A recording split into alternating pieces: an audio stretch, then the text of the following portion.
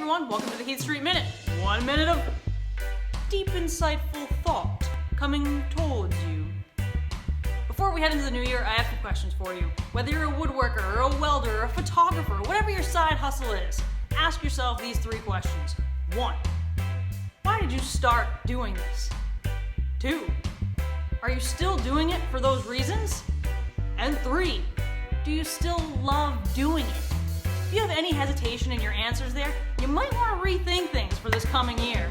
You may have lost sight of your original intention, or you've let social media become a bigger part of things than it should be. It's not about the followers, it's about the customers. And it's not about content creation, it's just about creation! Come on! I know I've lost sight, so this is bringing it right back.